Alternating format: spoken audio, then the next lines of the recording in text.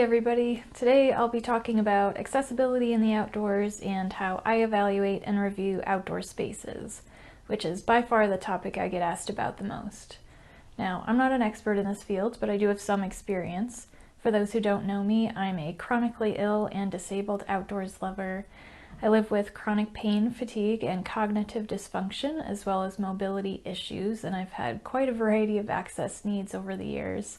About a year ago, I did a project where I reviewed 23 outdoor spaces in my area after being inspired by Syren Nagakyrie's work at Disabled Hikers, who began writing hiking trail reviews in 2018 and released their first book last year. Their work really resonated with me, so I decided I wanted to help my own local disabled community by writing reviews for outdoor spaces in my area too, like state parks, historical sites, and wildlife refuges. So I have personal experience in both facing barriers in the outdoors as a disabled person and in evaluating and reviewing outdoor spaces for other disabled folks. I've written a couple times on my blog and Instagram about why it's important to collect and share this information, and I've also shared some of the things that I've learned about accessibility in the outdoors and what exactly that means.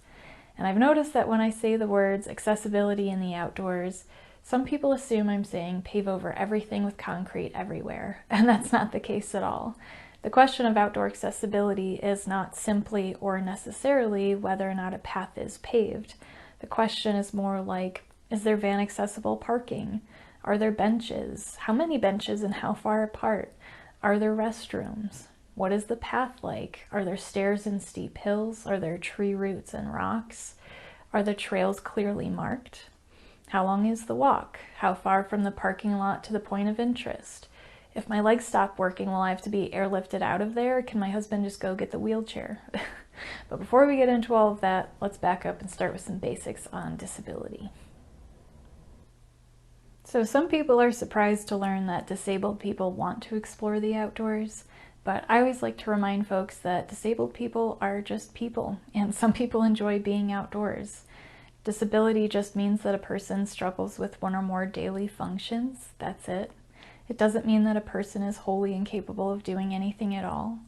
There are many types of disabilities that affect different parts of the body and different daily functions, with varying degrees, shades of gray, strengths and weaknesses, good days and bad. Some people use wheelchairs, form crutches, canes, and walkers, but the vast majority of disabled people don't actually use a mobility aid. About 80 to 90% of disabled people do not have a visible or apparent disability, meaning that for the majority of disabled people, you can't tell they're disabled just by looking at them. Some folks are deaf or blind. Some folks have fatigue or pain or struggle with balance or muscle weakness. Some have heart or respiratory conditions, urinary or digestive disorders, neurological or musculoskeletal illnesses. Some have cognitive or intellectual disabilities. Some have anxiety or PTSD or MCS or MS or MECFS, EDS, ALS, TBI, CP, or CIRS like me. So the term disabled covers a huge range of things. Each disability and every disabled person is different, so their access needs are going to be different as well. Disability is not a black and white thing, and neither is accessibility. Just like disabled doesn't solely mean wheelchair user, accessibility doesn't solely mean a paved path. So when we're talking about accessibility in the outdoors, that can mean all kinds of things. Because accessibility means different things to different people with different disabilities, the goal of evaluating and reviewing outdoor spaces is not to go in and officially declare a site capital A accessible or 100% inaccessible. There's too much complexity and nuance for us to make that determination for other people. Instead, the goal is to gather information and present it as you found it, so that each person can decide for themselves if a site is accessible for them. With that in mind, what information do we gather in outdoor spaces to help people determine its accessibility? The big categories include parking, restrooms, paths, benches, signage, and some miscellaneous items. So I'll explain what each of those entail and what I looked for as I was reviewing outdoor spaces. Let's start with parking. Parking includes accessible parking and van accessible parking, where accessible parking is a single space and van accessible parking has that protected additional space next to it. For those who are unfamiliar, some people require that extra space to get in and out of their vehicle. For example, some wheelchair users will have a van with a ramp that comes out the side, or they'll have a standard vehicle and will need to have the car door wide open in order to set up their chair and transfer to it. And if people are free to park immediately next to their vehicle, if they don't have that guaranteed space, then there's no guarantee they'll be able to get out of their vehicle to go to the site or to get back into their vehicle to leave. So van accessibility is going to be really important for some folks. When I'm writing reviews, I include how many accessible spaces are available and whether or not they are van accessible. I also check if there's a clear path from the accessible parking to the entrance of a site, because on occasion there will be a curb with no ramp from the parking area onto a sidewalk, or there will be large boulders that surround a parking area to keep vehicles out, but sometimes the space between boulders may be too narrow for some folks to get through, especially with a wheelchair. For restrooms, I look at how many restrooms there are and where they are. Most places just have one or two by the parking area, but some sites will have additional restrooms farther in, which can make it a more comfortable and enjoyable visit for those with bladder and bowel conditions. I also check for steps and stairs or other obstacles you'd have to climb to access the restroom. Even small details like a several-inch step up into a porta potty. In my experience, the restrooms are usually ADA accessible and will be large enough to maneuver a wheelchair and have bars beside the toilet, so I double check that too. And lastly, I like to check the doors. Some doors are really heavy and it can be very difficult to open a heavy door from a wheelchair or when you have muscle weakness.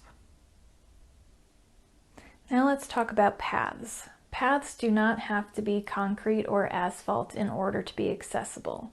They just need to be a firm and relatively smooth surface. Each pathway material has their pros and cons, and which path material is best really depends on the disabled person that is using them. For example, asphalt and concrete might be preferred by some wheelchair users, but for someone like me with chronic leg pain, hard surfaces like that are really hard on my body and cause pain flares very quickly. So dirt and natural paths are great for people like me, but dirt paths are very susceptible to the elements, so they can have a lot of wear and tear with bumps and low spots that might become soft and muddy in the rain, where it could get slippery or difficult to use a wheelchair. Boardwalks can be great, but again, with wear and tear, there may be uneven boards that can cause a tripping hazard. Gravel is used quite a bit to make paths, but not all gravel is created equally. There's a large, chunky type of gravel that gets used a lot around here that's perfectly fine for most people, but it's very difficult to wheel through it in a manual wheelchair. I know from personal experience. My favorite type of pathway material is a very finely crushed gravel, which is somewhere between the size of sand and those little pebbles you put in fish tanks. It's wheelchair accessible while not being too hard on the body like asphalt is, and there won't be soft spots in the rain like with dirt paths or have tripping hazards like boardwalks. It does need to be maintained, but that maintenance is much easier than something like asphalt, where if it cracks or has a lot of holes or bumps, you basically have to rip it up and replace the whole thing. And the other thing I love about finely crushed gravel is that it blends into nature very nicely and it's not an eyesore like concrete. I think we all want to feel immersed in nature and away from a concrete jungle, and disabled people do too. So the type of material and the condition of the material is important.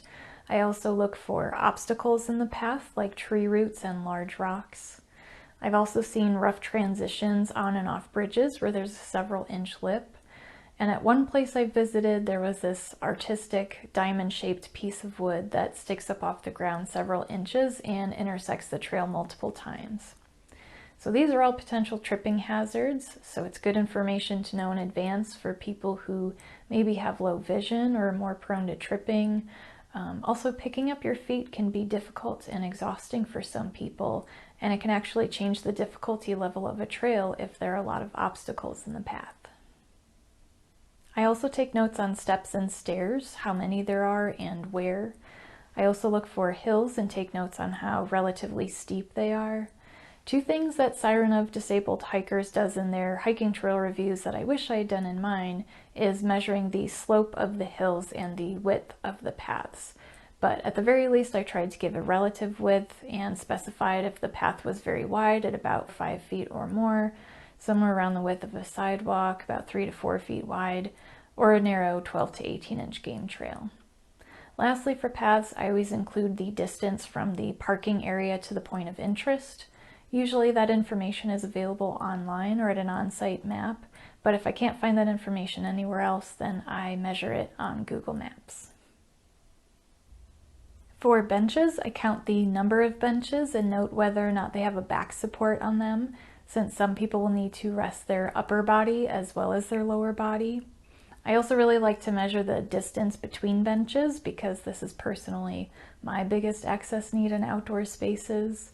For most of the places I reviewed, I was able to see the benches on Google Maps to estimate the distance between them, but that doesn't always work, so I at least note the number of benches along with the total distance of the path, and if the benches appear to be evenly spaced or if there's particularly long gaps between benches. Accessibility can also mean having well-marked trails. Are there signs that point where to go and maybe how far to the point of interest? Are there unmarked offshoots and splits off of the main path where someone could mistakenly turn and get lost? Are the signs in an obvious place and not tucked away behind vegetation or up on some tree? It's important that someone with cognitive issues like me won't get lost and confused, but also for someone with low vision to be able to locate those signs and navigate those trails on their own. Fun fact, there are actually some outdoor spaces that have signs with Braille, and I think it's a wonderful reminder that we should never make assumptions about what disabled people can or cannot do. All right, those are the big things that I'm aware of: parking, restrooms, paths, benches, and signage. But I also wanted to mention a few miscellaneous details that I included in my reviews. Any strong smells, like if a hiking trail is next to a landfill. If there's particularly loud noises, like a state park that's right next to a shooting range or a highway. If it's a popular site with big crowds, especially if there's not a lot of room to move around. I've also taken notes on signs that warn about wild animals or toxic algae. Really just any additional details that I notice that might be helpful for someone to know beforehand. I try to keep as many people in mind as possible when I'm doing my reviews. You know, we often think about physical disabilities, especially mobility-related ones, but we don't always think about the person with multiple chemical sensitivities or PTSD or fibromyalgia and what access needs they might have. We obviously won't be able to predict the information that every person needs, but we can strive to gather as much information as we can to help as many people as possible. There are also some other access issues that people might not typically think of as access issues, like money, for example. Cost can absolutely be a barrier to outdoor recreation, whether that's entrance fees, day use fees, season passes, or equipment and gear. I also find that the ticket system that they use in the Pacific Northwest, where you have to make reservations to go to an outdoor space weeks or even months in advance, is an access issue because it requires chronically ill people to predict how they're going to be feeling 6 weeks beforehand. Another access issue is access to information online, which of course is why I did the reviews in the first place. Because without detailed and accurate site information, it can be difficult for disabled people to determine if a site is even accessible for them. So it's hard to make plans and decide if a trip is going to be safe and enjoyable.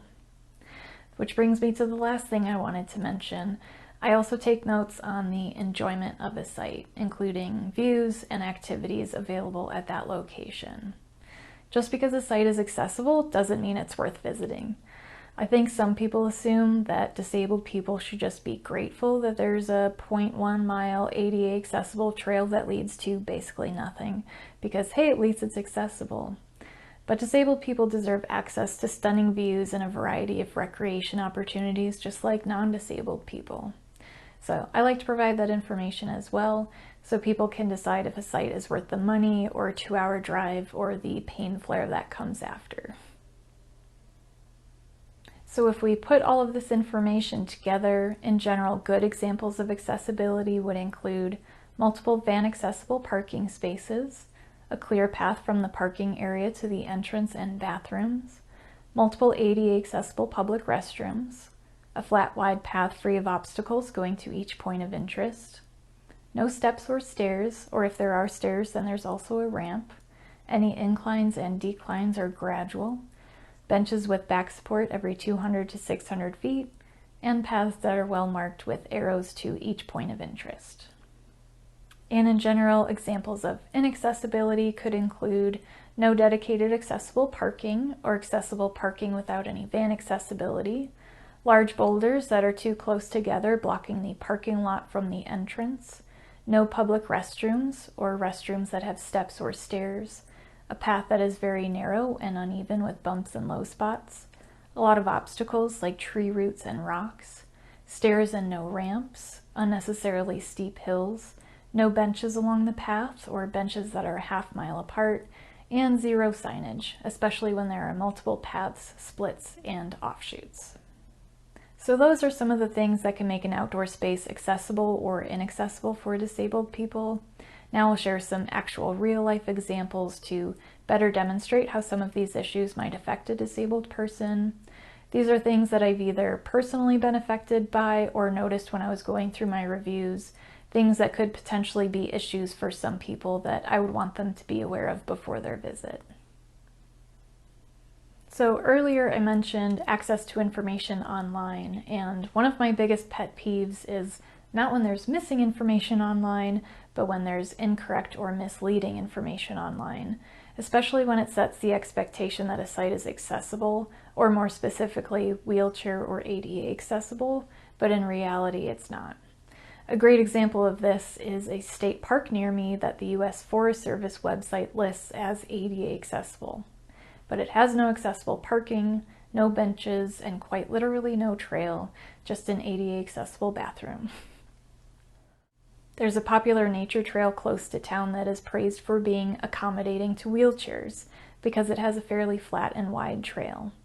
However, there's no protected van accessible parking, just one tiny accessible parking sign that non-disabled folks frequently ignore and block by parking their cars on either side, leaving no way for a wheelchair user to get out of their vehicle to even access that path. Plus no way to get to the restroom because then the path to the restroom is blocked too.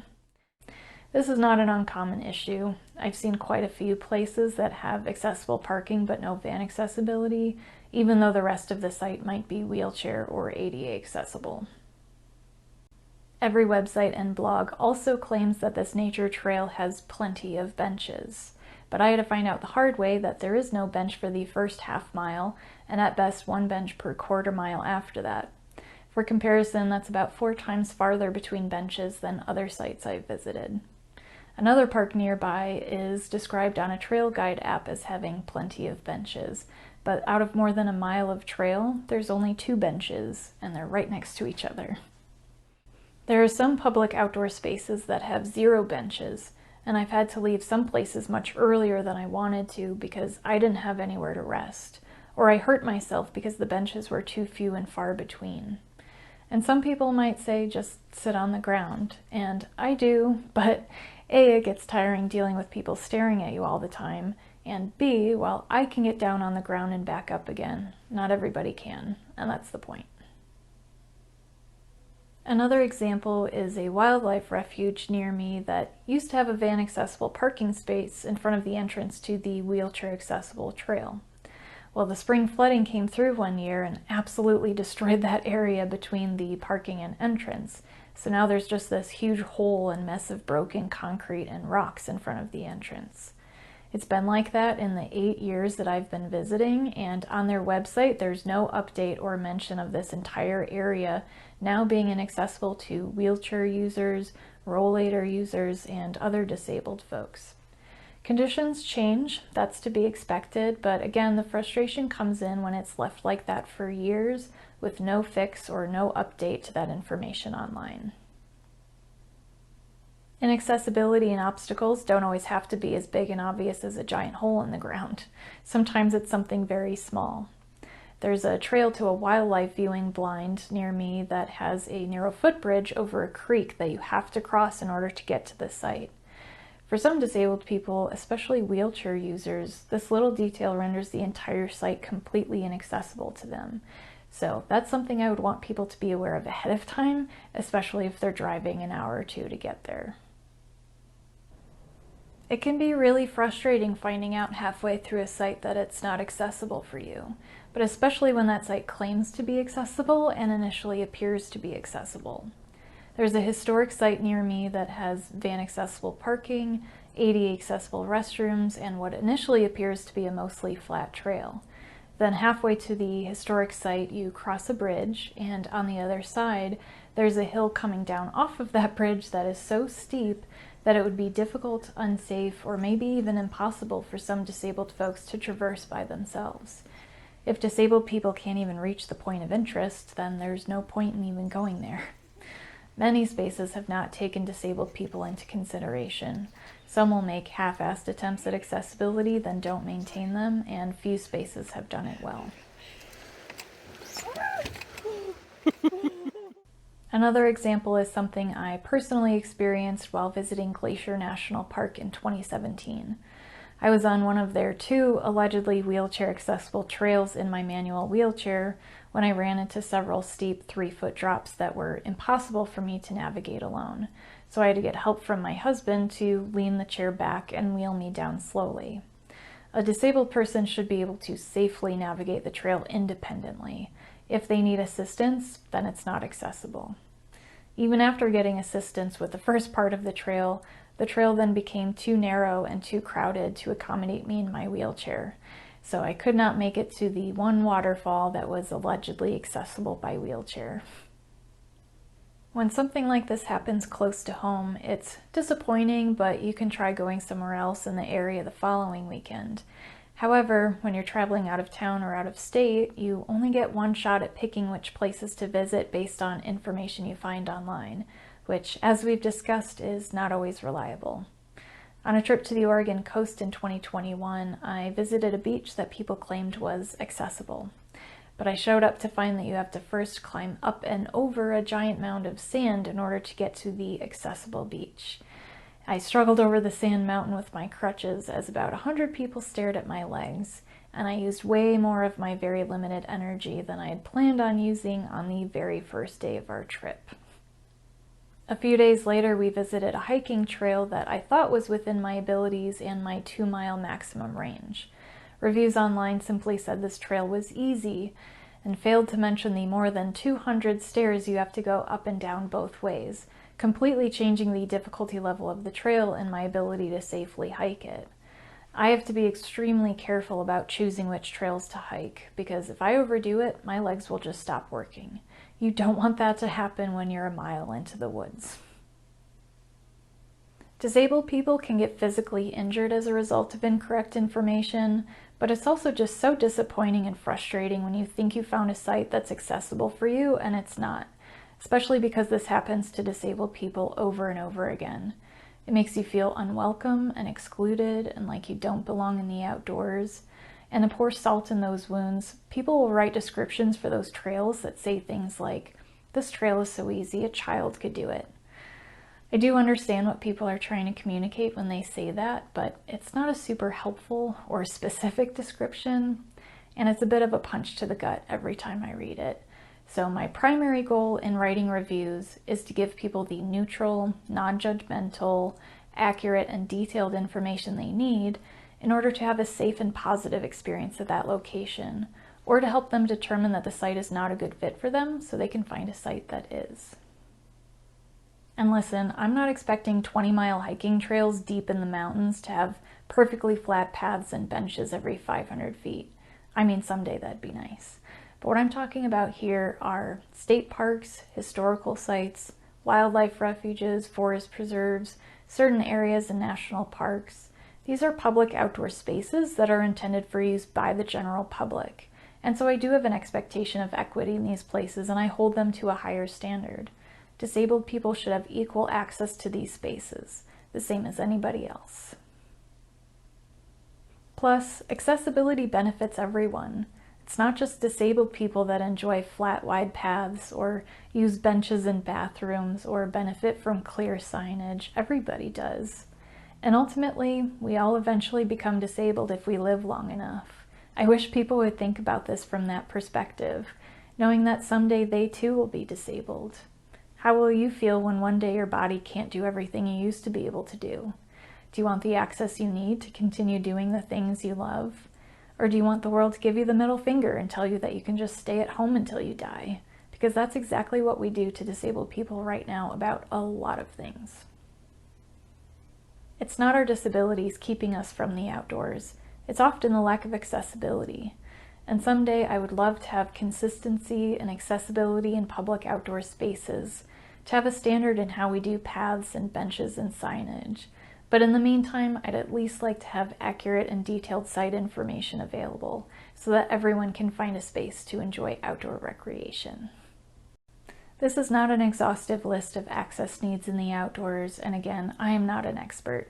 I'm just some guy on the internet, and this is some of the information I've learned from my own experiences and from some amazing people in the disabled community. I am not the first person to talk about this, and I'm certainly not the only. I am just one person in a whole group of people across the world who are talking about this, and the more people who are discussing it, the better. This is a collaboration, as should everything be when it comes to the disabled community, because we all have different disability experiences, and let's face it, none of us have the spoons to do this shit alone. Share your stories, talk about your access needs, brainstorm ideas for a more accessible tomorrow that go beyond the basics and the minimum. Consider donating to organizations like Disabled Hikers to support their work, or include accessibility information in your next Google review. And finally, my dear disabled friends, don't be afraid to let people see you existing in the outdoors as a disabled person. Show them that we belong here too. And please know that you will not be alone, because your community is right here cheering you on. Nature is for all of us.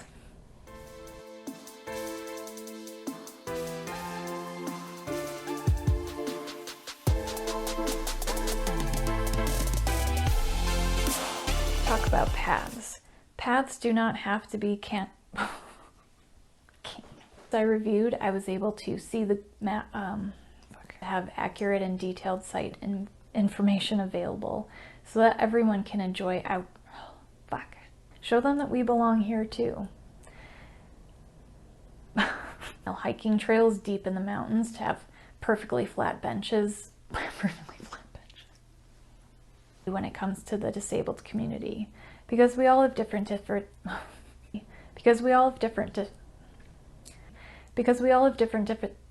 why can't I say that? More accessible tomorrow that go beyond the basics and the